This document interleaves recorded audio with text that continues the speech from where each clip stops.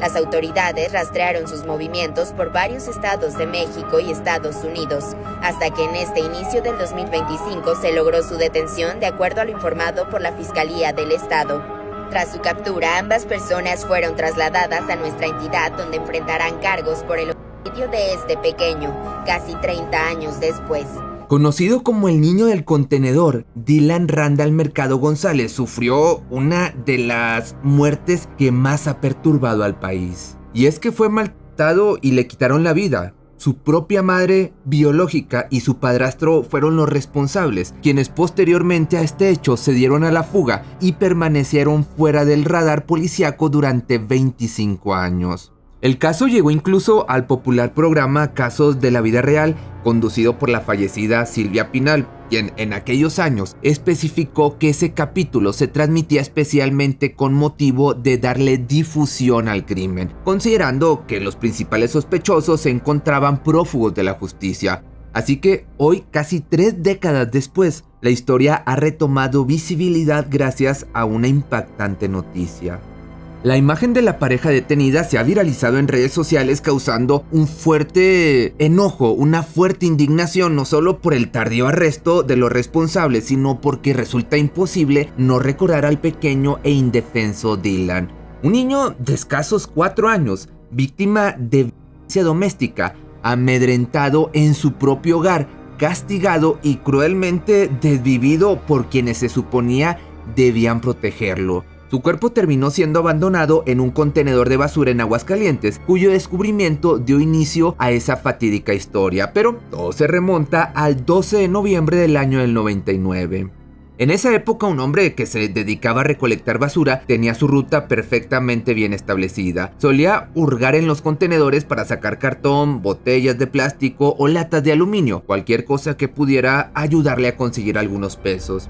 Dentro del recorrido entonces que tomaba yendo de contenedor en contenedor, se encontraba el cruce de las calles Francisco y Madero y 28 de agosto. Recuerdo, esto es en Aguascalientes, en México. Era uno de esos vertederos lo suficientemente amplios como para introducir grandes cajas de cartón. Por eso mismo, este señor nunca dejaba pasar la oportunidad de verificar su interior. Para su desgracia, en esta ocasión encontraría mucho más que simples desperdicios de los transeúntes. Algo para lo que obviamente no estaba preparado, pues mientras seleccionaba cuidadosamente las cosas que podrían servirle, se percató de la presencia de una caja de cartón de huevos San Juan, la cual curiosamente estaba muy bien cerrada, cosa pues que obviamente llamó todavía más la atención. De esta forma sacó una navaja de su bolsillo y procedió a cortar las tiras con las que estaba amarrada. Una vez que pudo mirar hacia adentro, quedó totalmente atónito.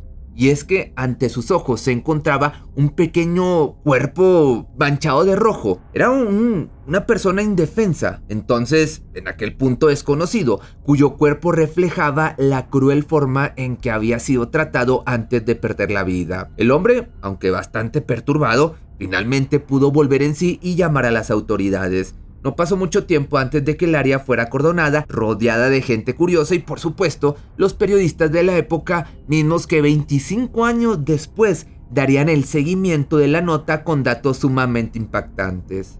Miren, vamos al delicado caso del niño del contenedor, una historia que un servidor le tocó publicar, investigar, comentar cuando sucedió, allá en el 99.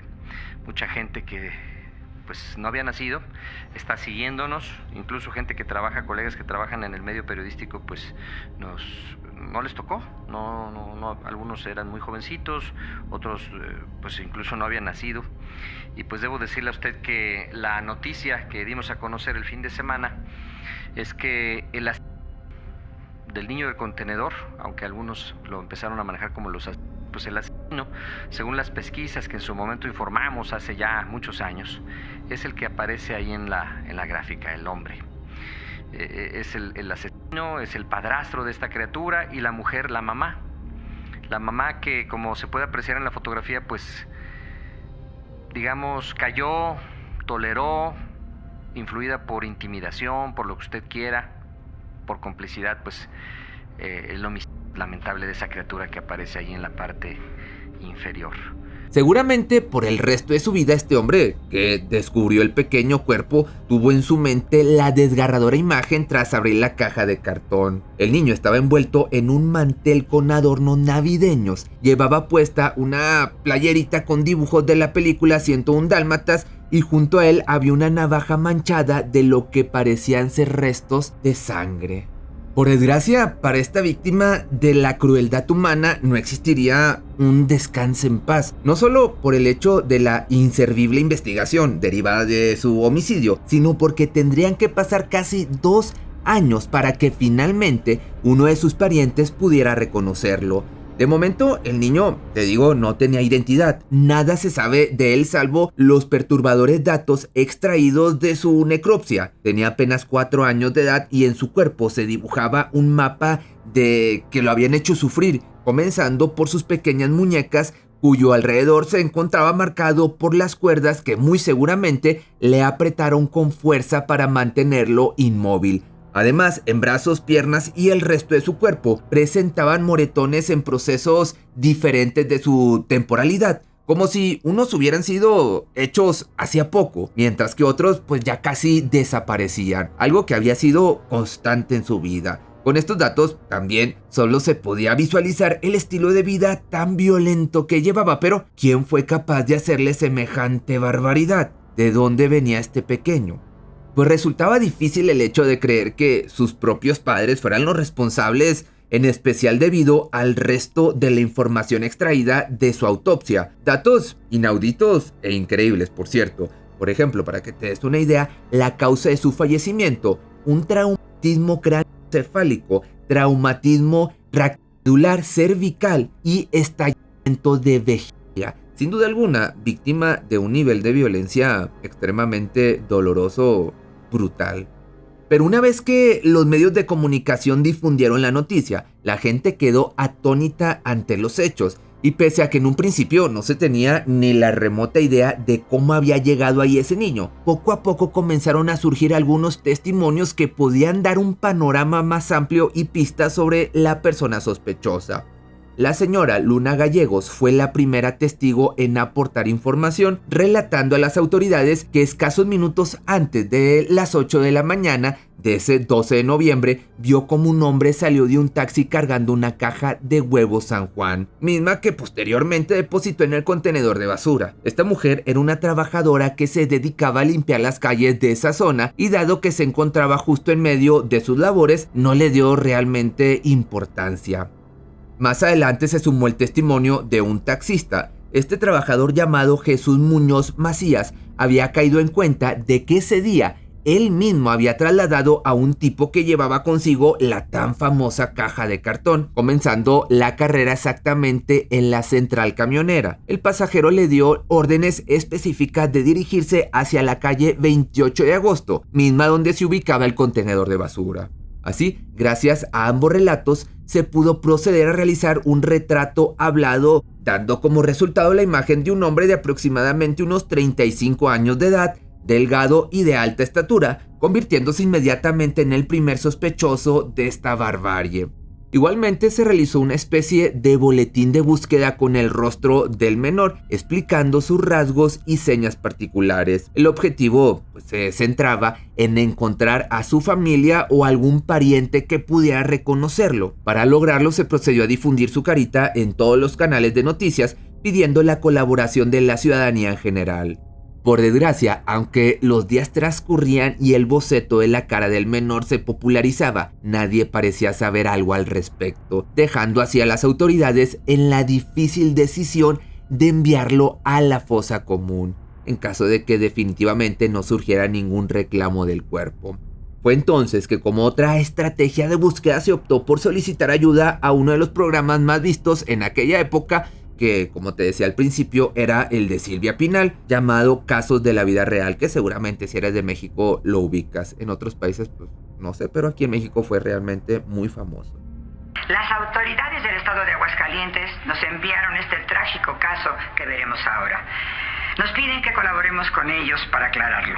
Vamos a ver la historia que conmovió a la comunidad de Aguascalientes y aún no tiene solución. Naturalmente, las especulaciones e hipótesis no tardaron en aparecer, llegando incluso a confundir a este pequeño con un caso no resuelto de Veracruz, donde hacía tiempo se había hecho público que un menor aproximadamente de la misma edad había sido privado de la libertad. Se suponía que los padres de este habían pagado su rescate con tal de verlo de regreso en casa. Sin embargo, aún así, los criminales no cumplieron con su palabra, guardando silencio sobre el paradero de la víctima.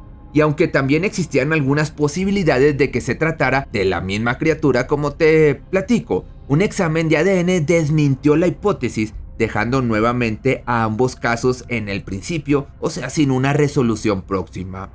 Luego, cuando recién comenzó el año 2000 y sin novedades, las autoridades no vieron más remedio que dar sepultura al pequeño. En algún lugar del mundo alguien veía las noticias y guardaba el secreto del responsable para evitar ir a prisión, que por desgracia ese silencio duraría casi 3 décadas desde el crimen. Pronto el tiempo fue pasando y ya quedaba muy borrosa aquella imagen impactante del niño del contenedor. Era muy lamentable el hecho, pero la vida para la gente siguió su curso, de modo que ese pequeño cuerpo tan solo se convirtió en el dibujo de un niño sin identidad, hasta que de pronto en el año 2001 el caso dio un giro inesperado. De alguna manera su abuela materna finalmente reconoció el rostro de su nieto. La señora, de nombre Araceli González Becerra, acudió a las autoridades para pronunciarse como pariente del menor y tras los estudios correspondientes, efectivamente se pudo corroborar el parentesco.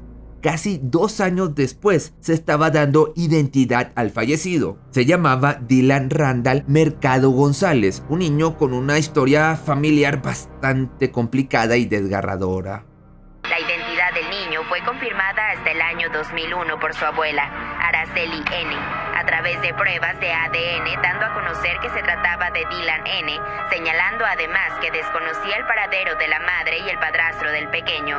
Durante la investigación se determinó que el niño había sido víctima de abuso por parte de su madre, Liliana Lucero N., y su pareja Francisco Javier N., y que tras el crimen la pareja huyó. Nacido en el año 95, llegó a este mundo solo para conocer el dolor. Su madre, Liliana Lucero Mercado González, se quedaría sola con él debido a la falta de responsabilidad de su pareja y padre biológico del niño. El señor Andrés Amador Garrido nunca fue capaz de reconocer a su hijo, dejándolo en manos de una mujer cuyo coraje para defenderlo en la vida era casi nulo o inexistente, pues una vez que comenzó una nueva relación con otro hombre, no pudo velar por los intereses de su propio hijo, ni mucho menos por su seguridad. Entonces, aproximadamente en el año del 98, Liliana, la madre soltera de un niño de 3 años, contrajo matrimonio con Francisco Javier López González. Era esta su segunda oportunidad en el amor, el momento de iniciar esa familia que tanto necesitaba su pequeño.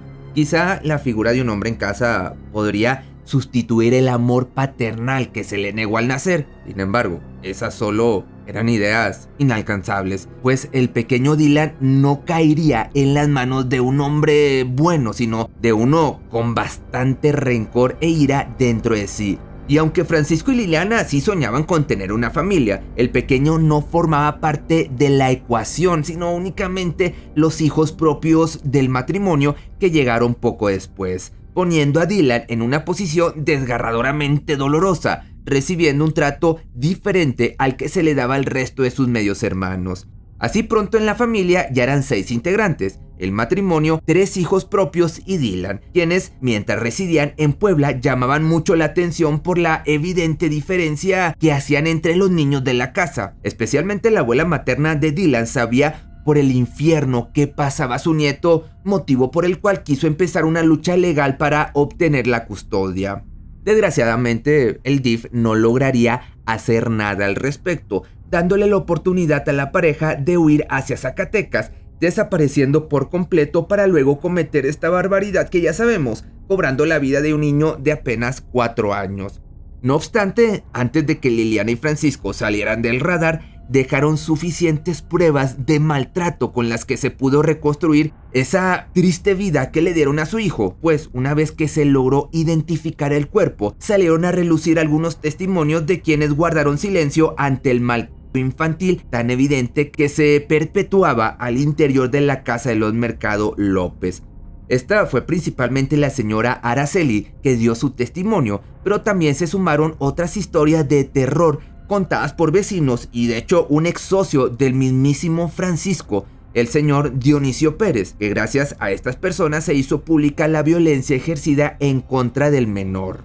La madre biológica y el padrastro figuraron como los principales abusadores. Hicieron cuanto estuvo a su alcance para amedrentar al pequeño, haciéndolo sufrir física y emocionalmente. Fueron crueles y despiadados. A él, sobre todo, le gustaba idear castigos para hacer sufrir a su hijastro, aunque no lo merecía, obviamente, ni se comportara inadecuadamente. Pero los gritos del pequeño llegaron a escucharse hacia las casas de vecinos, mas como ya sabes, nadie fue capaz de entrometerse para ayudarlo, ni siquiera cuando los abusos trascendían hasta la calle, pues según algunos relatos, bañaban a Dylan con una manguera por las noches en el patio delantero de su casa.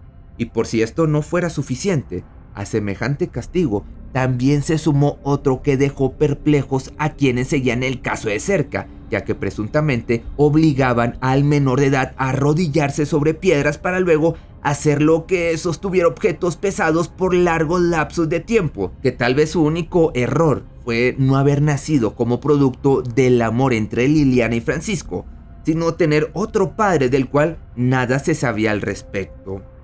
Que si bien la pareja podría mostrar un lado sádico e inhumano, esto lo tenemos que dejar claro, tenían otra dualidad con la que resultaba imposible creer que se tratara de las mismas personas, ya que sí eran capaces de mostrar afecto, de ser protectores y amorosos, solo que esa personalidad únicamente la gozaban los medios hermanos del pequeñito maltratado. Sabiendo esto, fue que la abuela Araceli decidió solicitar la custodia de su nieto, pues si la madre biológica no lo amaba como debería, ella sí quería hacerlo. Lamentablemente, Liliana ni eso pudo hacer por su hijo, es decir, darle la oportunidad de ser feliz con otra tutora. Por desgracia, una vez iniciada la investigación de servicios infantiles por parte del DIF, Liliana y su esposo decidieron actuar antes de que se descubrieran las atrocidades. Y es que en esta parte de la historia, en donde un testigo clave dio su versión de los hechos, el ex socio Dionisio, quien declaró ante las autoridades la peculiar forma de ser de Francisco, lo describió como un hombre extraño, pero más allá de eso, lo que realmente captó su atención fue la forma en que llegó a ver que se dirigía a su hijastro, quien por lo regular llevaba moretones en su cuerpo. Dionisio fue testigo de algunos maltratos hacia Dylan también. Se dio cuenta de la enorme diferencia que sus padres hacían entre él y sus medios hermanos. Sin embargo, en ese momento decidió no involucrarse. Quizás porque decía que era un tema que no le correspondía y dijo no querer meterse en problemas. Además, jamás se hubiera podido imaginar el grado tan atroz al que finalmente llegaría esta pareja. Desgraciadamente, aún estando en su pleno conocimiento, dicha situación no tuvo ninguna objeción cuando su socio le hizo una propuesta. La idea consistía entonces en cambiar de lugar, es decir, que Dionisio se quedara en Puebla mientras que Francisco y su familia se mudarían. Desde entonces nada se supo de la familia, solo tenían de ellos el recuerdo del maltrato y la forma tan violenta con la que Francisco se comportaba. También era posesivo, agresivo y muy celoso con su esposa. Lo cierto es que aunque Dylan se llevaba la peor parte, también este sujeto siempre se mostró muy controlador al grado de no dejar salir a su pareja o a sus demás hijos sin que él estuviera presente. Que por otra parte, la abuela del menor, la señora Araceli, perdió también contacto con su hija definitivamente, quedándose con el remordimiento de no haber podido hacer más por su nieto, que si bien había iniciado la lucha por su custodia, era ya demasiado tarde. Lo peor fue que, para cuando tuvo noticias del menor de edad, este ya llevaba 2 años desvivido, y aunque pues sí pudo reconocerlo y darle voz a su desgarradora historia, nada pudo hacer para dar con el paradero de su hija y su esposo, siendo ellos obviamente los principales sospechosos o los principales responsables. No obstante, gracias a los datos aportados por esta mujer, se pudo lograr un avance en las investigaciones, los cuales parecían prometedores en un inicio. Sabíamos ya el nombre del niño, sabíamos quiénes eran sus padres, sabíamos ya quiénes eran sus abuelos y comenzamos una investigación muy activa. El entonces procurador de justicia del estado de Aguascalientes, Víctor Hugo Mercader Jurado, así como también el equipo de investigadores encargados del caso, pensaron que al saber tantos datos sobre el menor, finalmente lograrían arrestar a los culpables, pues tras 2 años sin ningún tipo de pista, había puesto en duda si se haría o no justicia a ese crimen que dejó perplejo a todo el país, en especial después de aparecer en casos de la vida real. El cadáver de un niño de entre 3 y 4 años con severos signos de maltrato. Y la causa de la muerte había sido el desnucamiento de una persona mayor. Apretó demasiado al niño, le produjo que la columna se luxara. El recuerdo de aquel perturbador hallazgo en el contenedor de basura volvió a poner en perspectiva el caso, pero ni con todos los ojos de México puestos en las fotografías públicas de los principales responsables resultó suficiente para una pronta resolución. El matrimonio llevaba mucho tiempo de ventaja, se las había arreglado para mudarse constantemente, no llamar la atención y haber desaparecido de su hogar temporal para cuando alguien pudiera identificarlos. A duras penas se descubrieron algunos puntos en donde vivieron por ciertos meses. Luego las hipótesis del móvil del crimen comenzaron a surgir por parte de quienes los llegaron a tener como vecinos. Una de las teorías sobre los motivos de este hecho tan barbárico fue que en ese entonces la señora Liliana se encontraba embarazada de gemelos, abriendo la posibilidad a querer deshacerse de un niño para luego mantener a 2. No obstante, lo más perturbador surgió cuando, gracias a las investigaciones, se pudo descubrir un poco sobre el pasado de Francisco Javier, quien al parecer ya había estado casado con otra mujer llamada Anabel de la Cruz, mismo matrimonio del que nació el primer hijo de este hombre, curiosamente también fallecido bajo circunstancias muy poco claras. Que este es un psicópata que ya no solamente habría acabado con Dylan, sino con otro pequeño que él tuvo con otra mujer antes de esa unión. Ese es un dato importantísimo, que sabemos del caso de Dylan, pero podría atribuírsele el caso del otro menor. Así de difícil está la cosa. Según los rumores de este otro crimen, se remonta a la época en que el sujeto estaba casado con la señora Anabel, misma que no se encontraba en casa cuando ocurrió un supuesto accidente, entre comillas, en el que presuntamente el bebé cayó desde las escaleras de su andador. Sin embargo, los detalles de este incidente tenían bastantes inconsistencias, por lo que casi de inmediato la mujer decidió separarse de él. Al no ser atrapado en ese crimen, tuvo la seguridad necesaria para perpetrar un segundo crimen. Aunque con exactitud no se conocen bien los motivos, pues según otras fuentes, todo se había podido tratar de un accidente luego de que una de las tantas palizas perpetradas en contra del menor se saliera de control. Que accidente, pues obviamente es entre comillas, aparentemente desencadenada por una discusión con su pareja sentimental. Que con respecto a esto último, hay quienes también afirman que la propia Liliana también sufría violencia doméstica por parte de este monstruo, que era una mujer perdidamente enamorada, capaz de anteponer sus sentimientos por este hombre a la seguridad de su propio hijo. La mujer quería estar a su lado a pesar de lo que fuera y permitió, cayó, consintió, procreó 3 hijos con este sujeto. Una mujer y 2 gemelos, los cuales hoy rondan los 20 y tantos años de edad, casi 30, y han salido también ya a la luz pública ella a defender a su mamá, de decir, no, el psicópata es mi padre, y los tenía amedrentados a todos este infeliz. Supuestamente toda la culpa recaía en Francisco, quien a base de manipulaciones convenció a su esposa de poner suficiente esfuerzo para escapar de las autoridades, al grado de intentar adoptar a un niño casi de la edad de Dylan para hacerlo pasar por él. Con lo que ninguno de los dos obviamente contaba era que tarde o temprano alguno de los hermanos se vería en la necesidad de hablar. Sabían que existía un niño perdido. En el pasado de sus vidas tenían vagos recuerdos de una presencia más en la familia. Sin embargo, al haber sido tan pequeños en la época en que sucedieron los hechos, sus padres pudieron manipularlos a su antojo, hasta que ya con el paso del tiempo la carga fue demasiada para la señora Liliana,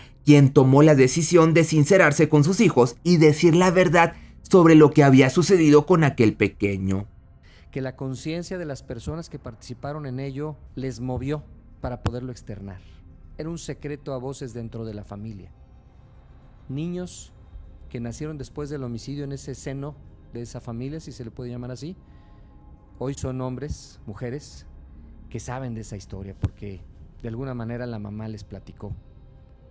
Ella misma llegó a platicarle a alguna mujer, a su conocida o amiga, de que no podía dormir por esta situación. Ellos andaban nómadas, sabedores de la comisión del delito, vivían poco tiempo en Puebla, poco tiempo en Jalpa, Zacatecas, ahora en Chetumal, Quintana Roo. Tras la detención, al parecer gracias al testimonio de una de las hijas del matrimonio, trascendió que la pareja había vivido en Oaxaca, Guanajuato e incluso en Estados Unidos, hasta que desde hacía tiempo estaban establecidos en Quintana Roo, ahí obviamente escondidos de las autoridades, que jamás imaginaron que comenzarían en el 2025 con un arresto que tardó 25 años en llegar. Una vez que se hizo pública la noticia sobre el hallazgo de su paradero, el caso se volvió a retomar, volvió a trascender, recordando con mucha tristeza las terribles imágenes del bebé en el contenedor de basura. Y es así que, siendo acusados de homicidio doloso calificado con la agravante de ventaja y brutal ferocidad en agravio del pequeño Dylan, hoy solo queda esperar a que la justicia se pronuncie a favor del menor fallecido con una sentencia ejemplar, que después de 25 años, pues ahora sí puedan hacer su trabajo bien o hacer justicia.